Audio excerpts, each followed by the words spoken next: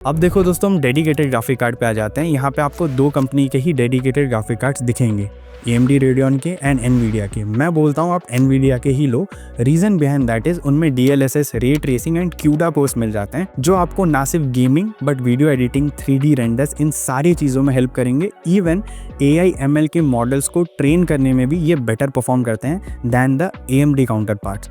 तो हम सिर्फ NVIDIA के डेडिकेटेड ग्राफिक कार्ड्स को कंसिडर करेंगे। अब इन डेडिकेटेड ग्राफिक कार्ड्स में हमको 3050, 4050, 5050 देखने के लिए मिल जाता है। तो ये नंबर जितना बढ़ता रहेगा उतना बेटर, मतलब 3050 से बेटर है 4050, 4050 से बेटर है 4060 या 4070 and so and so fourth. लेकिन एक चीज़ का ध्यान रखना, 4050 अभी स्वीट स्पॉट है, 3050 थोड़ा पुराना हो रहा है एंड 4050 इसलिए स्वीट स्पॉट है क्योंकि इसमें रे ट्रेसिंग बेटर है, DLSS वगैरह बेटर काम करता है, गेमिंग में एंड ग्राफिक ओरिएंटेड काम में बेटर परफॉर्मेंस निकाल के देगा। प्लस एक और चीज़, ये ग्राफिक कार्ड जो रहता है वो मेमोरी के साथ आता है, मतलब 4GB, 2GB, 6GB, 8GB। तो जितनी ज़्यादा मेमोरी उतना बेहतर, मतलब एक 4GB का 3050 थोड़ा कम परफॉर्मेंस देगा देन 6GB का 3050। सेम वे 4050 में भी लागू होती है एंड 5000 सीरीज में भी लागू होती है। अगर मान लो आपके लैपटॉप में डेडिकेटेड ग्राफिक कार्ड है, वो बेटर परफॉर्मेंस निकाल के देगा then NPU for AI ML task. लेकिन अगर आपके लैपटॉप में डेडिकेटेड ग्राफिक कार्ड नहीं है तो मान के चलो NPU का होना ज़रूरी है for AI and ML task. फिर आ जाती है एक और चीज़, that is called TGP, total graphic power.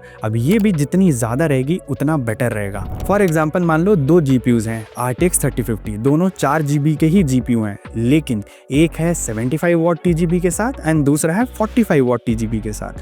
तो जो 75 वॉट TGP के साथ वाला 3050 है वो आपको बेटर ओवरऑल परफॉर्मेंस निकाल के देगा, but at the same time keep this in mind, वो बैटरी बैकअप कम देगा एंड लैपटॉप थोड़ा ज़्यादा गर्म भी होगा। बहुत ही सिंपल सा रीज़न है, ज़्यादा पावर ड्रॉ करता है ज़्यादा बेहतर आउटपुट देने के लिए। तो ग्राफिक कार्ड चूज़ करते टाइम मेमोरी डेफिनेटली आप कंसीडर करना एंड TGP भी आप डेफिनेटली कंसीडर करना।